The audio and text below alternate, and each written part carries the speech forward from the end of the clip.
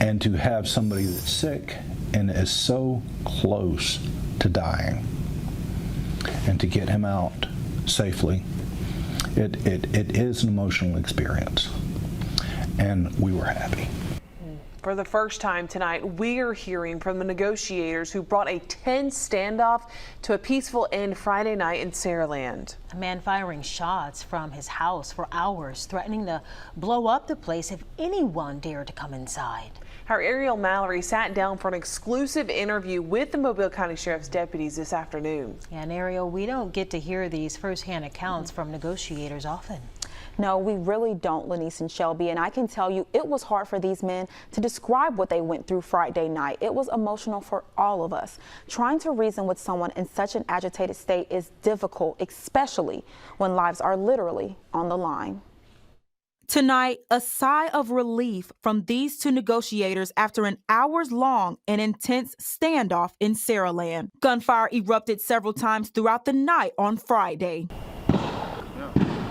The Mobile County Sheriff's Office was called out to a home on Cleveland Road, serving a probate pickup on Christopher Cavett. Cavett refused to leave. On the phone, and he made it very clear he was not coming out. He didn't understand why we were there.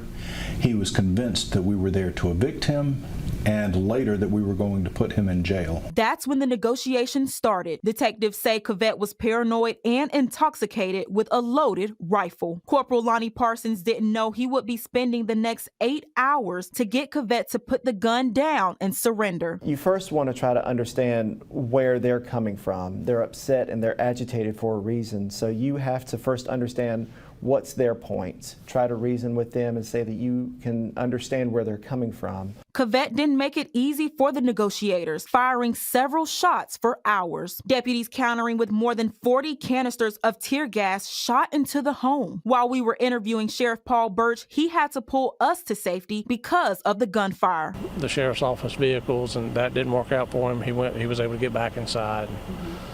So I just want to know, a lot of witnesses on the street have been telling me that this is not.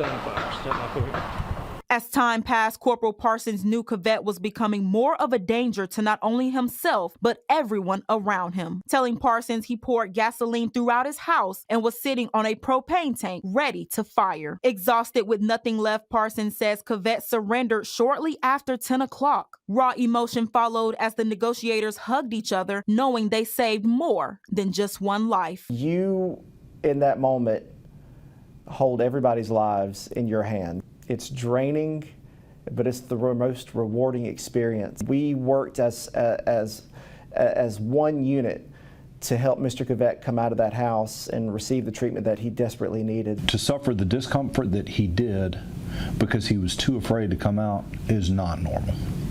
He's ill, but somebody should not die for being sick. Now, if you or someone you know needs help, here's a simple number to remember. It's 988. That's it. That's all it takes to call the Suicide and Crisis Lifeline. And as for Cavett, he's currently undergoing mental health treatment. It's unclear what charges he may face.